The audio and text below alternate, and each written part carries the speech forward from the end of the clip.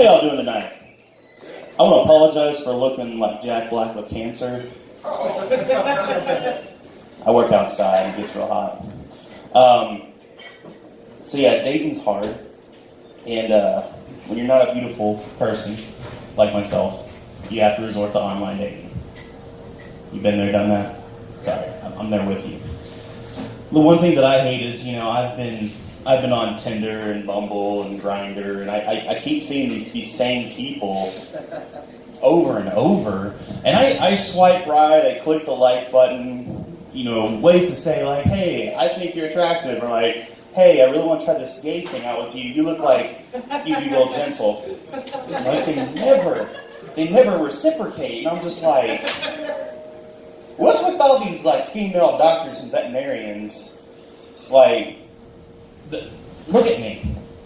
If a girl really, really held the phone back really far and squinted her eyes, be like, oh, that looks like an animal.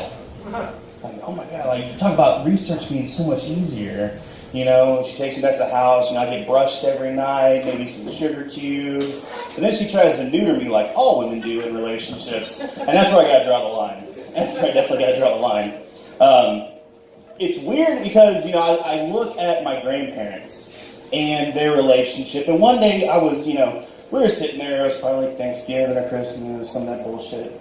And Grandma started talking about, someone asked Grandma, like, Grandma, what did Pawpaw do to gain your admiration, to date him? And Grandma starts talking, she's like, well, at first I didn't like him. Classic. I get that a lot. She's like, I really didn't like him. But every day, when I was a senior in high school, he had gotten back from the Army, and he waited for me at the exit of the building every day. I was like, that's kind of creepy. You try doing that now. Picture me standing next to a high school waiting for some girl to walk out, like I'm totally getting arrested. She's like, yeah, exactly. Then I just have to be off the school property, but I have to get a megaphone. Stephanie! She's like, yeah. So he used to wait for me every day, and he would ask me, would you like to go out with me? Maybe go out to Gay Hill. She lived in Somerville, Texas, and not like 10 miles away is a place called Gay Hill. I don't know exactly what goes on over there, but according to the Grindr Gap that I'm on, it's a fantastic place to try out.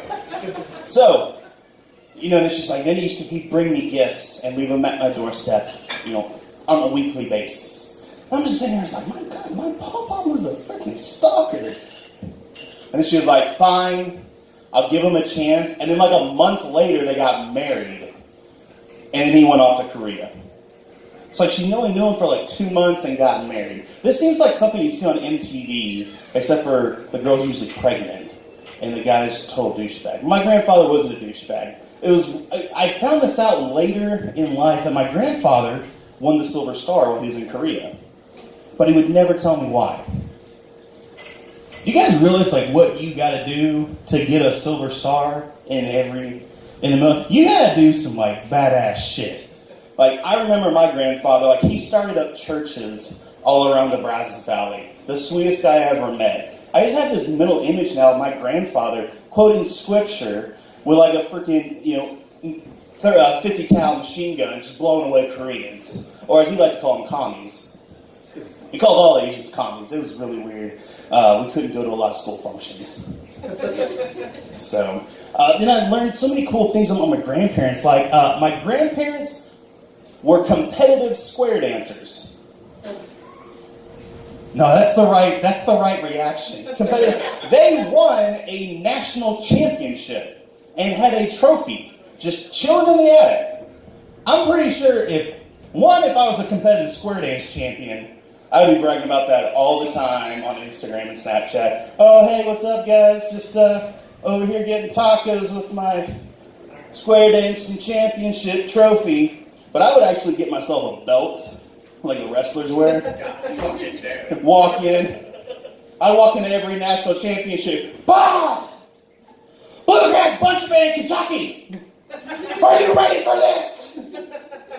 Because the Brazos Valley Square Dancers are here to win again. So my family's very odd. Just you find those weird things about your family, and that worries me. Like one day, like I might purposely or accidentally have a child, and that scares the hell out of me. Because like I have all these friends, they're all having sex, unprotected, and oh no, I'm pregnant. Like, no, you knew this was coming. You knew it was coming. It was really awkward when I was first. You know that when you're in puberty and your body's all getting hairy, and you start growing breasts, and you're a dude, and it's really awkward in the gym, and just realize you're the only kid in school with breasts. Like the girls are even just like, wow, Leah's got a great chest. He is gonna be so popular. But it was so awkward, and I grew up in a Southern Baptist house, or as I like to call it, Jihadist Baptist. And for the longest time, I kept hearing things like oral sex, and I thought that's like when you talked about it. Like you would sit there with your significant other, your wife, you're obviously married when you do this. And, Stephanie, my future wife, I want to be Stephanie. Hey, Stephanie, I want to touch your boob. And she'll be like, oh my God, Lee, like, I really want you to touch my breast. And like, yeah. And then I'm going to take your shirt off, I'm going to kiss you. Like, that's what I thought oral sex was. So come like health class, when you have to have that awkward conversation, and you've got the overweight Jewish female teacher giving you the ins and outs of sex, it was just totally fucked me up. She's sitting there and she's like, so we're going to talk about oral sex. And I was like, oh good, maybe get some topics and talking points, when I get married. She's like, so when the female goes down on the male penis, I was like, whoa, yeah, I'm sorry, what? You're gonna put your mouth on what? Are you, like, what if she doesn't brush her teeth? Like, I'm saying this out loud. Like, whoa. She's gonna put her mouth on my what? Like, what if she doesn't brush her teeth? Like, what if we go out to eat and she eats like some really spicy stuff? Like, I don't think I'm ready for that. And this guy looks at me, he's like, what do you think oral sex was? I was like, hey, when you talk about it, not like phone sex. That's a different oral sex.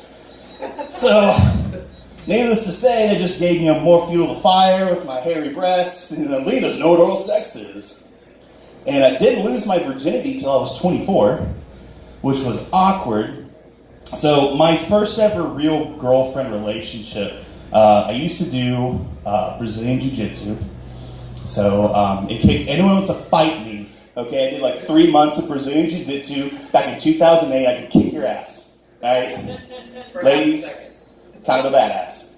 Anyway, so I see this girl training there, and I was like, oh, like she's really cute, and she thinks I'm funny. At first I thought she said like funny looking. She's like, no, like, you're really funny. Like I like when you talk and you tell jokes. And I was just like, holy shit, a girl likes me. Maybe I'll finally do oral sex. And it got really hot really fast, and we ended up at her place after Northgate, and we're making out, and I have no idea what I'm doing. I'm just like, what do I do with my hands? And so I would have thought that, but we hadn't had the oral sex to say, hey, I want to touch your titties, and she'd be like, no, don't touch them just yet, not yet, a little bit, give me like 3 minutes. So we're like making out, and she's like, so she's getting frustrated. Like when you can tell someone's getting frustrated? And so she's like, she takes her shirt off, and I'm like, yeah, it's finally happening. And I don't touch any article of clothing. She's basically butt-ass naked, and I'm still in my clothes, and she's like, are you gonna get undressed? I was like, oh yeah, so I awkwardly take my clothes off, and so I'm like standing there, still in my underwear, and she's just like, are you gonna take your underwear? What are we gonna do? You really need to stop acting like a virgin right now. And I just started crying. I started crying so much. And I sat on the bed, and it was like one of those moments like in the movies when a guy realizes like he's gay, and he was gonna, his best friend was gonna have sex with him to like find out, but he never got to it. It was like that. But eventually we did have sex, and it was terrible. It was the worst 15 seconds of my life. And she didn't talk to me for like 2 weeks after that. And then like one day she calls me up, and So I was like, hey, she's like, hey, this is gonna work out. Like, you need to step your game up. And like, you know, we started dating and it didn't come to fruition, but I asked her a couple months later, I was like, hey, why did you come back? Because, you know, because I was like, you know, really nice, funny, great personality, lift heavy furniture. She's like, no, you had a really big dick. And it was amazing. Woo! So,